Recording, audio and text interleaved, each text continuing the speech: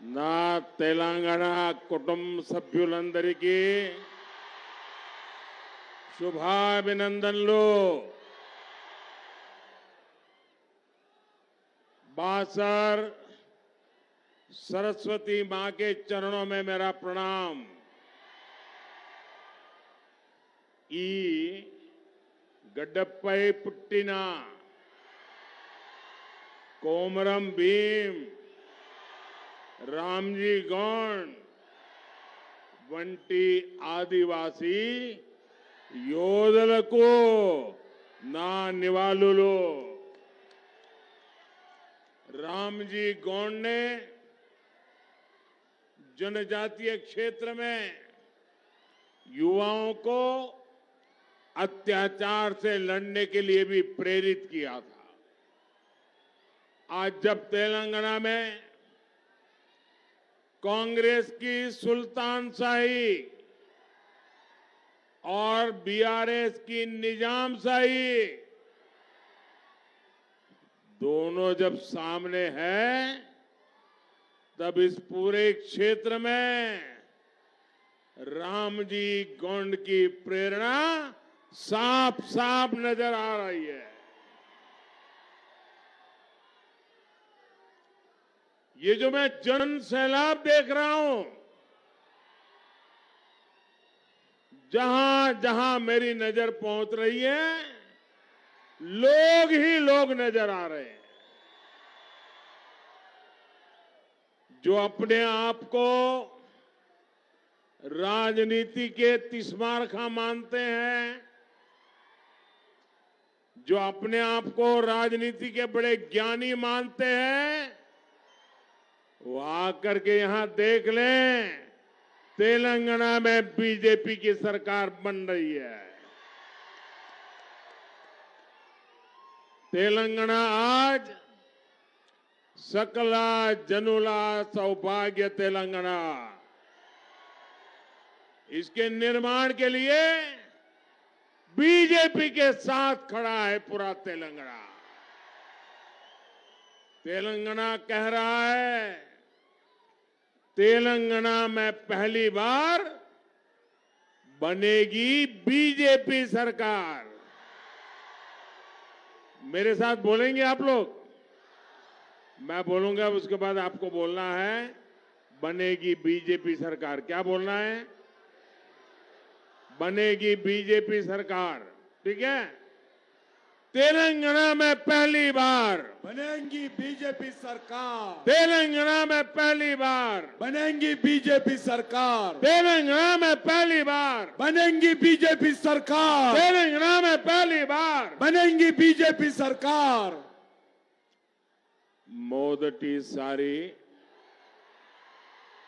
తెలంగాణలో బీజేపీ ప్రభుత్వం ఏర్పాటు కానుంది।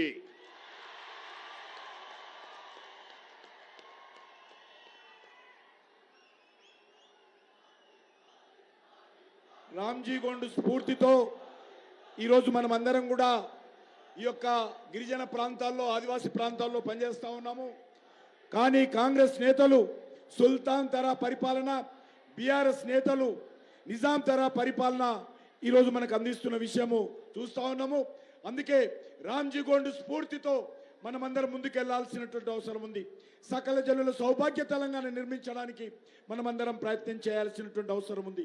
తెలంగాణలో మొదటిసారి భారతీయ జనతా పార్టీ పూర్తి మెజార్టీతో అధికారంలో రానున్నదని ఈరోజు మనం చేస్తా ఉన్నాం। నా కుటుంబ సభ్యులారా, बीआरएस ने आपको सिवाय विश्वासघात के कुछ नहीं दिया है। आज तेलंगाना हजारों करोड़ के कर्ज में डूबा हुआ है। आज तेलंगाना की पहचान हजारों करोड़ रुपए के इरिगेशन स्कीम से होती है। अपनी कार की स्टीयरिंग किसी और पार्टी को थमाकर यहां के मुख्यमंत्री फार्म हाउस में शिफ्ट हो गए हैं। केसीआर को आपके बच्चों के भविष्य की चिंता नहीं है। केसीआर को सिर्फ अपने बच्चों की, अपने परिवार के भविष्य की चिंता है। क्या तेलंगाना को ऐसा मुख्यमंत्री चाहिए जो जनता से मिलता नहीं? क्या तेलंगाना को ऐसा मुख्यमंत्री चाहिए जो जनता को मिलता ही नहीं है? ऐसा चाहिए क्या? ऐसा मुख्यमंत्री चाहिए क्या? उसे हटाओगे कि नहीं हटाओगे? निकालोगे कि नहीं निकालोगे? आखिर फार्म हाउस सीएम की तेलंगाना को कोई जरूरत है क्या भाई? क्या तेलंगाना को ऐसा मुख्यमंत्री चाहिए जो कभी सचिवालय न जाता हो? ప్రజలను కలవని ముఖ్యమంత్రి మనకు అవసరమా? फार्म हाउस मुख्यमंत्री మనకు అవసరమా? सचिवालय आने की వెళ్ళని मुख्यमंत्री మనకు అవసరమా?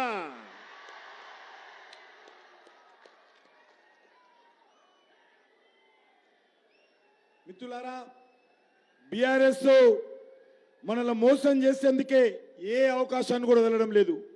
ఇవాళ తెలంగాణ లక్షల కోట్ల రూపాయల అప్పులో మునిగింది.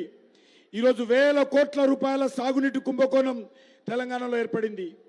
ఈరోజు కేసీఆర్ కారు యొక్క స్టీరింగ్, టీఆర్ఎస్ కారు యొక్క స్టీరింగ్ మజ్లిస్ పార్టీ చేతులు అప్పగించి ఆయన ఫామ్ హౌస్ కు షిఫ్ట్ అయ్యాడు. కేసీఆర్ తమ పిల్లల భవిష్యత్తు గురించి ఆలోచన చేస్తున్నాడు. కేవలం ఆయన పిల్లల గురించి ఆలోచన చేస్తున్నాడు తప్ప తెలంగాణ ప్రజల యొక్క భవిష్యత్తు గురించి, తెలంగాణ పిల్లల భవిష్యత్తు గురించి ముఖ్యమంత్రి ఆలోచన చేయడం లేదు. ఫామ్ హౌస్ కు పరిమితమైనటువంటి ముఖ్యమంత్రి మనకు అవసరమా? ఆఫీస్కు రానటువంటి ముఖ్యమంత్రి మనకు అవసరమా? తెలంగాణ ప్రజలు ఆలోచన చేయాల్సిందిగా కోరుతా ఉన్నాను. ये जो ऊपर चढ़ गए हैं ना, उनसे मेरी रिक्वेस्ट है जरा नीचे आइए भैया। देखिए इतनी भीड़ है, मैं जानता हूं आप लोग मुझे देख नहीं पाते होंगे, दूर दूर तक है, आप लोग मुझे नहीं देख पाते होंगे, लेकिन कोई गिरेगा तो मुझे बहुत दुख होगा। आप नीचे आ जाइए दोस्तों, प्लीज प्लीज नीचे आ जाइए। ఎక్కిన వాళ్ళందరికీ దయచేసి ఆ పిల్లర్స్ మీద ఎక్కిన వాళ్ళు, తాళ్ళ మీద ఉన్న వాళ్ళకి కింద కూర్చోండి, పక్కన వాళ్ళు దింపండి వాళ్ళను. देखिए आपका प्यार मेरे सर आंखों पर, लेकिन आप प्लीज नीचे आ जाइए। देखिए किसी को चोट लग जाएगी भाई।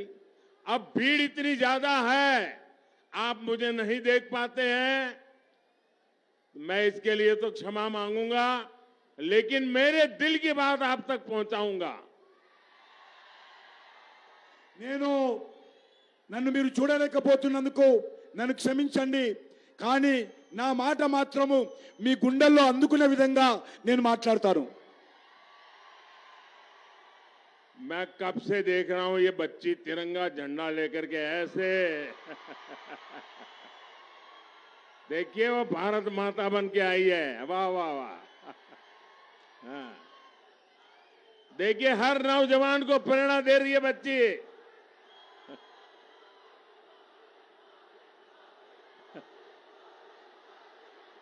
शाबाश शाबाश बेटे, नमस्ते नमस्ते।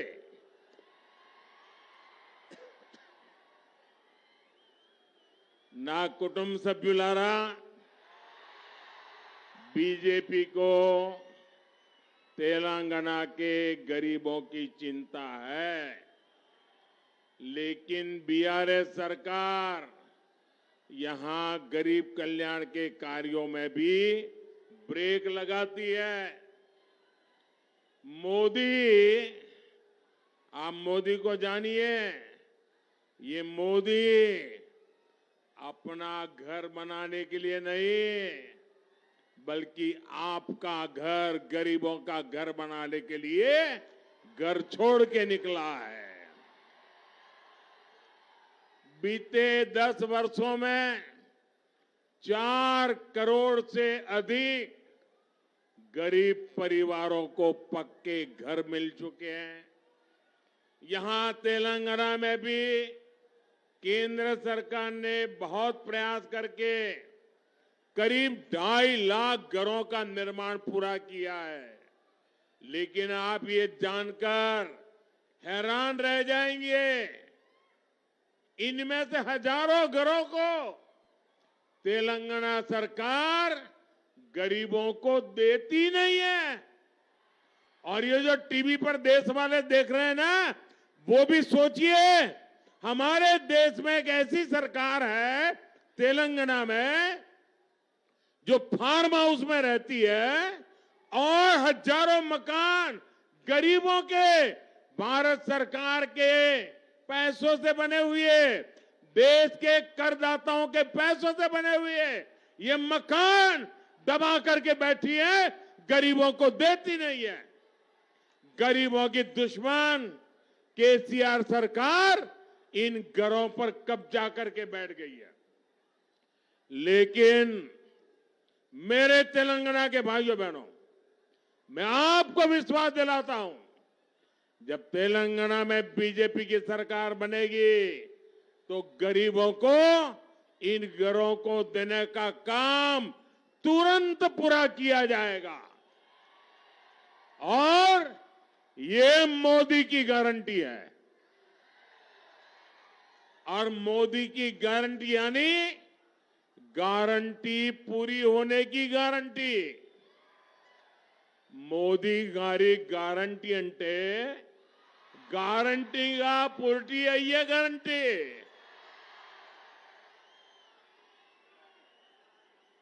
మిత్రులారా, ఈరోజు భారతీయ జనతా పార్టీ తెలంగాణ ప్రజల గురించి ఆలోచన చేస్తూ ఉంది.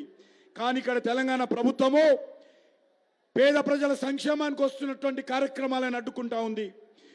మోదీ అనేటువంటి వ్యక్తి ఎవరైతే ప్రధానమంత్రి గారు అంటున్నారో, మోదీ అనేటువంటి వ్యక్తి నేను ఈరోజు ప్రధానమంత్రిగా అయ్యింది నా ఇల్లు కట్టుకోవడానికి రాలేదు, నేను పేదలకు ఇల్లు కట్టియడం కోసం ప్రధానమంత్రి అయ్యాను. గత 5 ఏళ్లుగా దేశవ్యాప్తంగా 4 కోట్ల ఇల్లు కట్టించాను. తెలంగాణలో కూడా కేంద్ర ప్రభుత్వం ఇల్లు కట్టడం కోసం డబ్బిస్తే ఈరోజు ఇల్లు కట్టకుండా అడ్డుకుంటా ఉన్నాడు. సోదరులారా, ఒకటి మనవి చేస్తా ఉన్నాను, ఇక్కడ ఉండేటువంటి ప్రభుత్వము పేదల వ్యతిరేక ప్రభుత్వము. ఈ ప్రభుత్వము కట్టినటువంటి ఇళ్లను కూడా పేదలకు ఇవ్వలేదు. కేంద్ర ప్రభుత్వం ఇచ్చినటువంటి ఇల్లు కూడా కట్టి కూడా కేంద్ర ప్రభుత్వం ఇవ్వలేదు. అందుకే చెప్తున్నాడు, మోడీ గ్యారంటీ తప్పకుండా ఈ ఇళ్ళన్ని కూడా భారతీయ జనతా పార్టీ ప్రభుత్వం వచ్చిన తర్వాత అక్రమంగా తీసుకునే వాళ్ళ నుంచి తీసుకొని పేదలకు ఇస్తాము. భారతీయ జనతా పార్టీ ప్రభుత్వం అంటే పేదలకు గ్యారంటీ, గ్యారంటీ అంటే మోదీ గ్యారంటీ అని ఈరోజు మనం చేస్తా ఉన్నాను. నా కుటుంబ సభ్యులారా, तेलंगाना भाजपा ने अपने घोषणा पत्र में, संकल्प पत्र में किसानों के कल्याण के लिए प्रशंसनीय वादा किया है. निर्मल और निजामाबाद में यहां तो हल्दी की खेती बड़े स्तर पर होती है. हल्दी किसानों की बहुत पुरानी मांग को भी केंद्र की बीजेपी सरकार ने पूरा किया है. मैंने हल्दी किसानों के लिए नेशनल टर्मरिक बोर्ड को गठन की घोषणा कर दी है. आप तेलंगाना बीजेपी ने अपने घोषणा पत्र में निजामाबाद को टर्मरिक सिटी बनाने का वादा किया है और आर्मोर हल्दी के लिए जीआई टैग देने का भी वादा किया है. इससे निश्चित तौर पर निर्मल की हल्दी किसानों को भी बहुत फायदा होगा। और आपको पता होगा, कोविड के बाद पूरी दुनिया में हल्दी की मांग बढ़ी है। पूरी दुनिया को हल्दी का महत्व समझ में आया है और इसलिए आपके लिए तो ये हल्दी दुनिया में जाने का एक नया रास्ता बन गई है। మిత్రులారా, భారతీయ జనతా పార్టీ తెలంగాణ ఎన్నికల ప్రణాళికలో రైతుల గురించి అనేక కార్యక్రమాలు మేనిఫెస్టోలో ప్రకటించడం జరిగింది. అందులో నిజామాబాద్, నిర్మల్ ప్రాంతాల్లో ఉన్నటువంటి పసుపు రైతులు ఎక్కువగా ఉన్నటువంటి విషయం మీకు తెలుసు. చాలా కాలంగా పసుపు రైతుల సంక్షేమం కోసం ఈరోజు జాతీయ పసుపు బోర్డు, నేషనల్ టర్మరిక్ బోర్డు ఏర్పాటు చేయాలని కేంద్ర ప్రభుత్వం నిర్ణయం తీసుకుంది. ఇప్పుడు నిజామాబాద్ను మేనిఫెస్టోలో తెలంగాణ బీజేపీ పసుపు నగరిగా ప్రకటిస్తామని బీజేపీ ప్రకటించడం జరిగింది. అదేవిధంగా ఆర్మూర్ పసుపుకు జిఐ ట్యాగ్ ఇస్తామని ప్రకటించడం జరిగింది. దీని ద్వారా నిజామాబాద్, నిర్మల్ ప్రాంతంలో ఉన్నటువంటి రైతులకు కూడా మేలు జరుగుతుందని ఈ సందర్భంగా ప్రకటిస్తా ఉన్నాను. కోవిడ్ తర్వాత రైతు యొక్క ఇంపార్టెన్స్ పెరిగింది.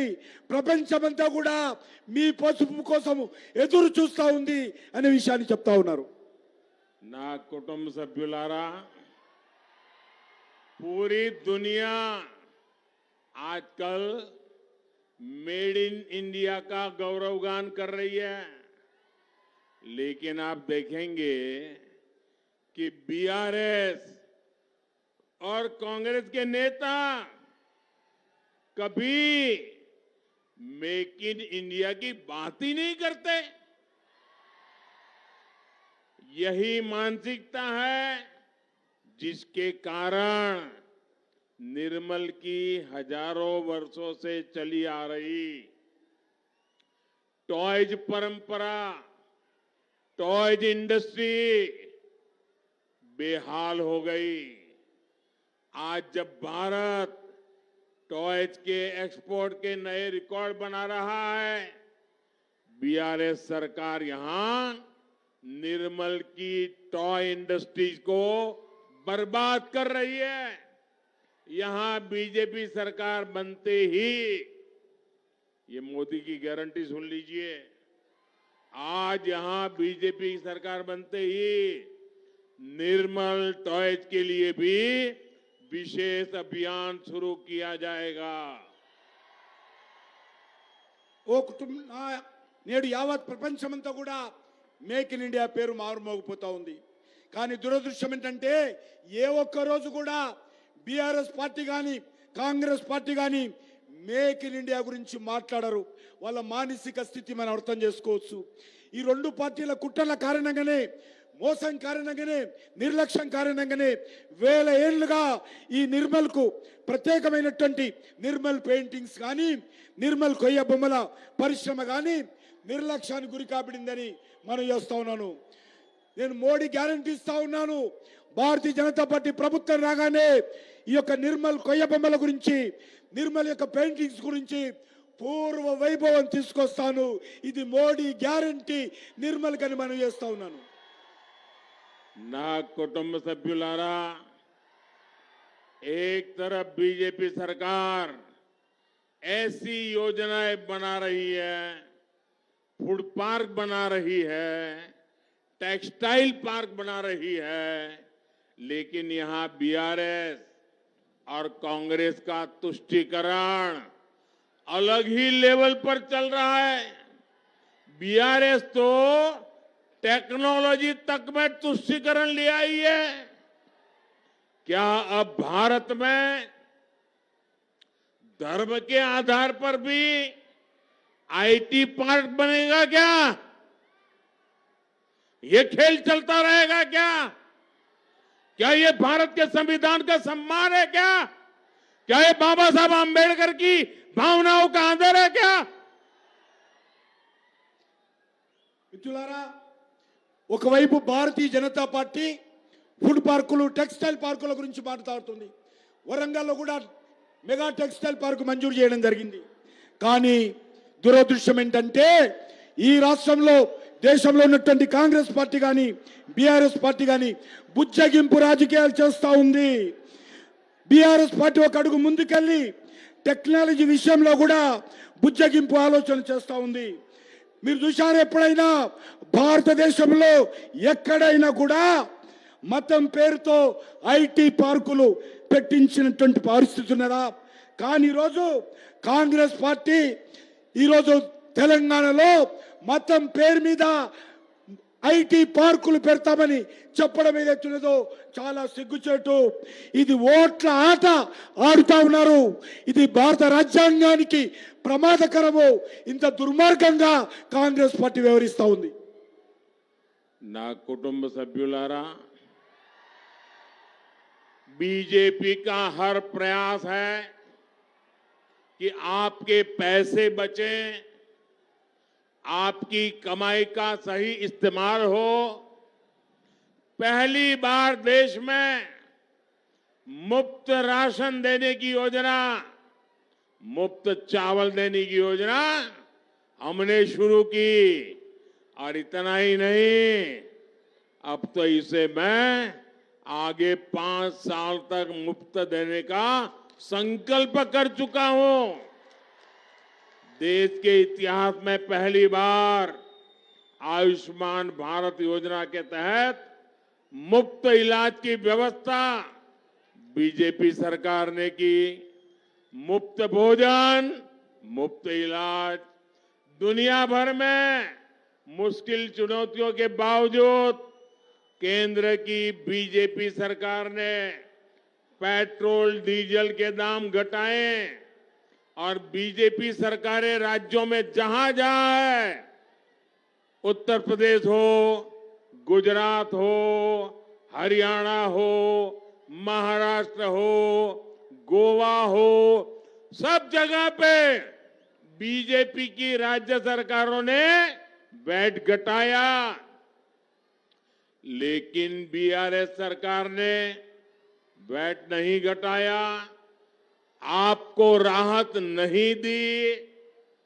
पेट्रोल डीजल ధరలు తగ్గాలా వద్దా? बीजेपी की सरकार बनते ही इस पर एक्शन लिया जाएगा। जनता के हित में फैसला लिया जाएगा। మిత్రులారా, మీ డబ్బులు ఆదా కావాలని భారతీయ జనతా పార్టీ ప్రయత్నం, మీ ఖర్చు తగ్గించాలి, మీకు మేలు జరగాలని భారతీయ జనతా పార్టీ ప్రభుత్వం, మీ సంపాదనంతా ఉపయోగపడాలని కోరుకుంటున్నాం. మొదటిసారిగా ప్రపంచంలో ఎక్కడ లేని విధంగా భారతదేశంలో ప్రతి పేదవాడికి 5 కేజీల బియ్యము ఉచితంగా ఇస్తున్న విషయం మీకు తెలుసు. దీన్ని ఇప్పుడే కాదు, వచ్చే 5 సంవత్సరాల వరకు కూడా ఈ దేశంలో ఉన్నటువంటి ప్రతి పేదవాడికి 5 కేజీల బియ్యము భారత ప్రభుత్వము గ్రామాలలో కుగ్రామాలలో ఉన్నటువంటి వాళ్లకు అందించబోతా ఉన్నాము. దేశ చరిత్రలో మొదటిసారి పిఎస్ ఆయుష్మాన్, ప్రధానమంత్రి ఆయుష్మాన్ భారత్ కింద పేదలకు ఉచితంగా వైద్య సహాయం అందిస్తా ఉన్నాము. పేదవాడికి ఉచితంగా ఆహారము, పేదవాడికి ఉచితంగా వైద్యము, ఇది నా లక్ష్యము అని ప్రధానమంత్రి గారు చెప్తా ఉన్నారు. ప్రపంచవ్యాప్తంగా పెట్రోల్ ధరలు తగ్గితే భారతీయ జనతా పార్టీ ప్రభుత్వము కొంత మేరకు ధరలు తగ్గించింది. అంతేకాదు అన్ని రాష్ట్రాలు కూడా, మహారాష్ట్ర, గోవా లాంటి బీజేపీ ప్రభుత్వాలన్నీ కూడా ఈరోజు పెట్రోల్ ధరలు తగ్గించాయి. ధరలు తగ్గించినటువంటి రాష్ట్రం ఏదైనా ఉండదంటే దుర్మార్గమైనటువంటి టీఆర్ఎస్ ప్రభుత్వము, కేసీఆర్ ప్రభుత్వము అని మనం చేస్తా ఉన్నాను. అందుకే భారతీయ జనతా పార్టీ ప్రభుత్వం రాగానే పెట్రోల్ ధరలు వెంటనే తగ్గిస్తామని మనం చేస్తా ఉన్నాను. నా कुटुंब सभ्युलारा, तेलंगाना के लोगों को एक बात हमेशा याद रखनी चाहिए। बीआरएस और कांग्रेस ये एक दूसरे की कार्बन कॉपी है। केसीआर सोच और अप्रोच दोनों से ही कांग्रेस ही है, और कांग्रेस को पड़ने वाला हर वोट सीधा बीआरएस को ही जाएगा। कांग्रेस को पड़ने वाला हर वोट यहां परिवारवाद, करप्शन और तुष्टीकरण को ही मजबूत करेगा। इसलिए बीआरएस के कुशासन का विकल्प सिर्फ और सिर्फ बीजेपी है, सिर्फ और सिर्फ बीजेपी है। మిత్రులారా, తెలంగాణ ప్రజలు ఎల్లప్పుడూ ఒక విషయాన్ని గుర్తుపెట్టుకోవాలని మనం చేస్తా ఉన్నాను. బీఆర్ఎస్ పార్టీ, కాంగ్రెస్ పార్టీ రెండు ఒకటే. ఒకటి జిరాక్స్ కాపీలు మాత్రమే. కాంగ్రెస్ కానీ బీఆర్ఎస్ కానీ జిరాక్స్ కాపీలు మాత్రమే. అందుకే కేసీఆర్ ఆలోచనలో కేసీఆర్ ఎప్పుడు కూడా కాంగ్రెస్ గురించి ఆలోచన చేస్తాడు.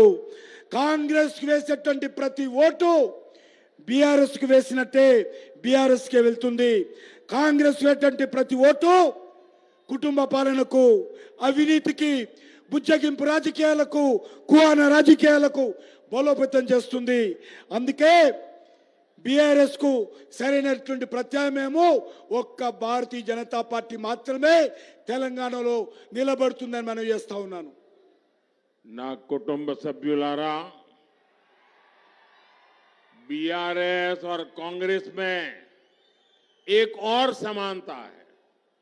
ये दोनों पार्टियां सोशल जस्टिस, सामाजिक न्याय के बिल्कुल खिलाफ है. आज 26 नवंबर जब देश संविधान दिवस मना रहा है, तो हमें ये भी याद रखना है कि केसीआर ने बाबा साहब के बनाए संविधान को बदलने की बात करके बाबा साहब का और संविधान का अपमान किया था. कांग्रेस ने बाबा साहब आंबेडकर की राजनीति खत्म करने के लिए जोर लगाया, उन्हें भारत रत्न भी नहीं दिया. जबकि बीजेपी है जिसकी बाबा साहब के पंचतीर्थ बनाने का गर्व हासिल है. कि कांग्रेस ने यहां कभी भी एससी, एसटी, ओबीसी नेताओं को आगे नहीं बढ़ने दिया. बीआरएस ने भी दलित सीएम बनाने का वादा किया था, लेकिन केसीआर ने 10 साल सत्ता अपने पास रखी और अपने बेटे बेटियों को आगे बढ़ा रहा है. एसटी समुदाय के साथ तो कांग्रेस और बीआरएस दोनों ने बहुत बड़ा धोखा किया है. बीजेपी ने देश को पहली आदिवासी महिला राष्ट्रपति दी, लेकिन बीआरएस और कांग्रेस दोनों ने द्रौपदी मुर्मू जी का विरोध किया. మిత్రులారా, బీఆర్ఎస్ కాంగ్రెస్ పార్టీ విషయంలో ఒకటి కామన్ గా ఉన్నది. ఈ రెండు పార్టీలు కూడా సామాజిక న్యాయానికి పూర్తి వ్యతిరేకము. ఇవాళ నవంబర్ 26 రాజ్యాంగ దినోత్సవం జరుపుకుంటున్నాము. ఈ సందర్భంగా గుర్తుపెట్టుకోవాలి, అంబేద్కర్ రాసినటువంటి రాజ్యాంగాన్ని మారుస్తానని కేసీఆర్ చెప్పాడు. ఇది డాక్టర్ బాబాసాహెబ్ అంబేద్కర్ అవమానం చేయడమే కాకుండా రాజ్యాంగాన్ని కూడా అవమానమని మనం చేస్తా ఉన్నాను. కాంగ్రెస్ పార్టీ డాక్టర్ బాబాసాహెబ్ అంబేద్కర్ కు రాజకీయాలు లేకుండా అనేక రకాలుగా ఆయన మీద అవమానం చేశారు.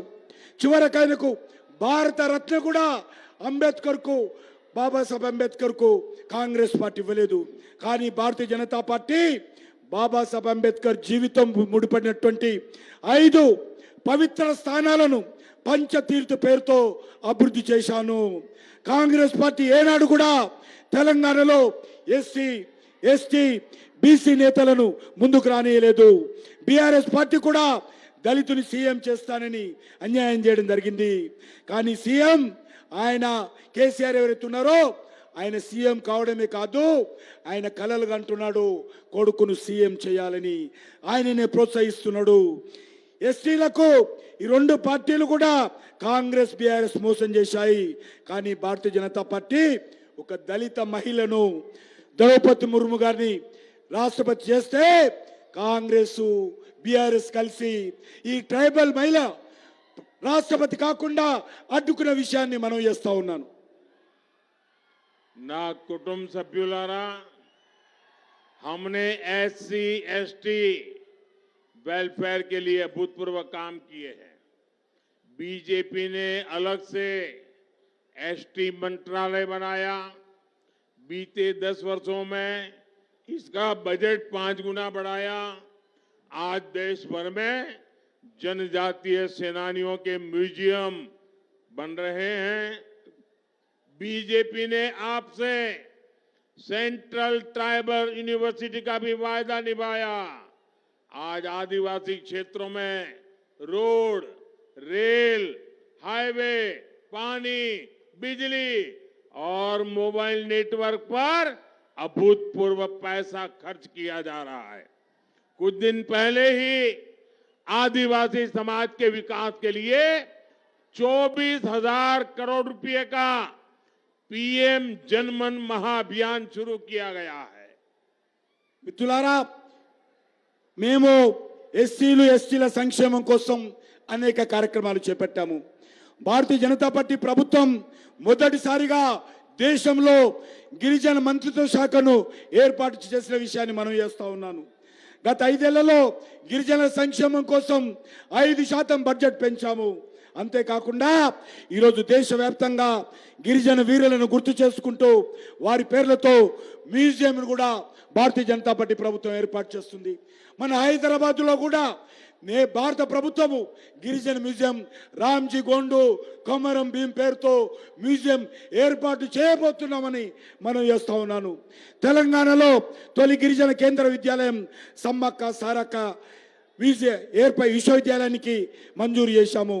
ఈరోజు గిరిజన ప్రాంతాలలో భారతీయ జనతా పార్టీ ప్రభుత్వము రోడ్లు, రైల్వేలు, హైవేలు, తాగునీరు, కరెంటు, మొబైల్ నెట్వర్క్ లాంటి అనేక మౌలిక వసతులు పెంచింది. ఇటీవల ఆదివాసీల సంక్షేమం కోసం 24,000 కోట్లతో పిఎం జన్మన్ మహా అభియాన్ ప్రారంభించిన విషయాన్ని మనం చేస్తా ఉన్నాను. నా కుటుంబ సభ్యులారా, तेलंगाना की इस विकास यात्रा में मादिगा समुदाय के साथ जो अन्याय हुआ है उसे भी बीजेपी भलीभांति समझती है। इस अन्याय का अंत करने के लिए भारत सरकार की कमेटी पूरी प्रक्रिया को गति देने का काम कर रही है। ये कमेटी आपको न्याय दिलाने की पहल करेगी और आपके सशक्तिकरण का एक नया रास्ता बनाएगी। मादिगा समुदाय से जुड़ी एक बड़ी न्यायिक प्रक्रिया सुप्रीम कोर्ट में चल रही है। ये केस मजबूत हो सके इसके लिए हम हर संभव प्रयास कर रहे हैं। మిత్రులారా, తెలంగాణలో మాదిగ సమాజం విషయంలో కూడా చాలా అన్యాయం జరిగింది. ఈ అన్యాయాన్ని భారతీయ జనతా పార్టీ గుర్తించింది. వీరి దశాబ్దాల ఆకాంక్షలను పూర్తి చేసే లక్ష్యంతో వర్గీకరణ వేగవంతం చేయడానికి బీజేపీ ప్రభుత్వము ఒక కమిటీని ఏర్పాటు చేయబోతుంది. ఈ కమిటీ దళితులకు న్యాయం చేయడంతో పాటు మీ సాధికారతను కూడా సరికొత్త దారులు తెరవనున్నది. మాదిగ సామాజిక వర్గానికి సంబంధించి కీలకమైనటువంటి న్యాయ ప్రక్రియ సుప్రీంకోర్టులో ఉంది. ఇందులో కూడా మాదిగలకు న్యాయం జరిగే విధంగా కేంద్ర ప్రభుత్వము అన్ని రకాలుగా అండగా నిలబడుతుందని మనం చేస్తా ఉన్నాను. ना कुटुंब सभ्युलारा, तेलंगाना में बीजेपी सरकार इसलिए भी जरूरी है ताकि आपकी जमीन पर कब्जे का खेल बंद हो। केसीआर सरकार यहां धरनी के माध्यम से भूमाफिया के साथ खड़ी है। बीजेपी सरकार स्वामित्व योजना के तहत गांवों में घर और जमीन के ड्रोन से नक्शे बनवा रही है। कोशिश ये कि गरीब एससी एसटी परिवारों को अपनी जमीन और घर के कानूनी दस्तावेज मिले। बीजेपी मी भूमि सिस्टम जैसी नई व्यवस्था भी बनाएगी। మిత్రులారా, మీ భూములు కబ్జా కాకుండా ఉండడం కోసం భారతీయ జనతా పార్టీ ప్రభుత్వము మీకు అండగా ఉంటుంది. తెలంగాణలో బీజేపీ ప్రభుత్వం ఏర్పడాల్సినటువంటి అవసరం ఉంది. కేసీఆర్ ప్రభుత్వం ధరణి పేరుతో భూ మాఫియాకు తలపడతా ఉంది భారతీయ జనతా పార్టీ ప్రభుత్వము. దేశవ్యాప్తంగా సౌమిత్ర పథకము ఏ రకంగా డ్రోన్ల ద్వారా భూ సర్వే నిర్వహిస్తా ఉన్నామో అదేవిధంగా ఎస్సీ ఎస్టీ బీసీ పేదల భూములు వాళ్ళ దస్తావేజులు వాళ్ళకి అందించేటువంటి కార్యక్రమం భారతీయ జనతా పార్టీ అధికారంలో రాగానే ధరణి స్థానంలో ధరణిని రద్దు చేసి మీ భూమి పేరుతో ట్రాన్స్పరెన్సీతో అందరికీ న్యాయం జరిగే విధంగా కొత్త విధానాన్ని భారతీయ జనతా పార్టీ ప్రభుత్వం తెలంగాణలో తీసుకొస్తుంది. ना कुटुंब सभ्युलारा आने वाले 5 साल तेलंगाना के लिए बहुत अहम है. आपको पता है कि 24 के चुनावों के बाद केंद्र में एक बार फिर बीजेपी की सरकार बनने वाली है. ऐसे में अगर तेलंगाना में भी बीजेपी सरकार रहेगी तो राज्य का विकास और तेज होगा. डबल इंजन की ताकत तेलंगाना को डबल ऊंचाई पर ले जाएगी.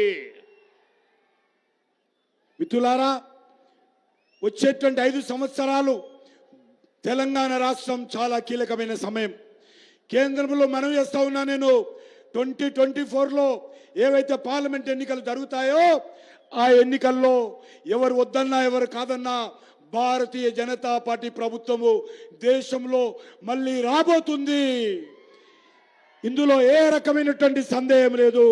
ఇదే సమయంలో తెలంగాణలో కూడా బీజేపీ ప్రభుత్వం వస్తే కేంద్రము రాష్ట్రము కలిసి డబుల్ ఇంజన్ సర్కార్తో ఈ ప్రాంతాన్ని అభివృద్ధి చేయడానికి దేశం ఈ అభివృద్ధిని వేగవంతంగా పరుగులెత్తించడానికి ఉపయోగపడుతుంది. కాబట్టి డబుల్ ఇంజన్ సర్కార్ను తీసుకురావాల్సిందిగా కోరుతా ఉన్నాను. मैं कुछ बातें आपसे करना चाहता हूं. हिंदी समझ लेंगे आप जवाब देंगे पक्का? तो मेरे साथ एक काम कीजिए. आपका मोबाइल फोन निकालिए, उसकी फ्लैश लाइट चालू कीजिए और मैं जो कहता हूं बोलना होगा आपको. तेलंगाना में बीजेपी सरकार बनाएंगे. बीजेपी सरकार बनाएंगे. बीजेपी सरकार बनाएंगे. बीजेपी सरकार बनाएंगे. मादिगा समाज को न्याय दिलाएंगे. मादिगा समाज को न्याय दिलाएंगे. अच्छा, मेरा एक और काम करेंगे, पक्का करेंगे. ये चुनाव वाला काम नहीं है, करेंगे, पक्का करेंगे. देखिए, काम करना है आपको. यहां से जब जाएंगे ना तो आप जरा मोबाइल फोन का फ्लैश चालू रखिए, बंद मत कीजिए. हाँ, मेरा काम बड़ा महत्वपूर्ण है. आपको वादा करना है, करेंगे ना? एक काम मेरा करना है, ये मेरा निजी काम है.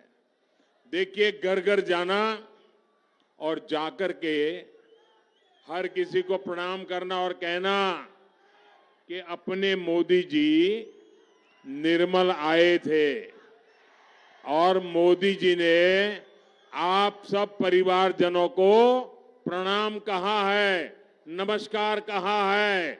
ये मेरी बात पहुंचा दोगे? जरा हाथ ऊपर करके बताओ, पहुंचा दोगे?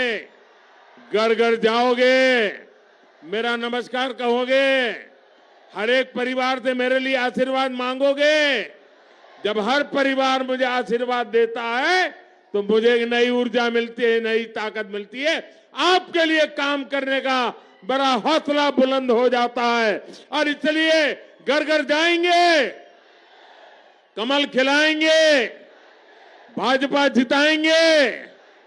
बहुत बहुत धन्यवाद. बोलिए भारत माता की, भारत माता की, भारत माता की. शाबाश.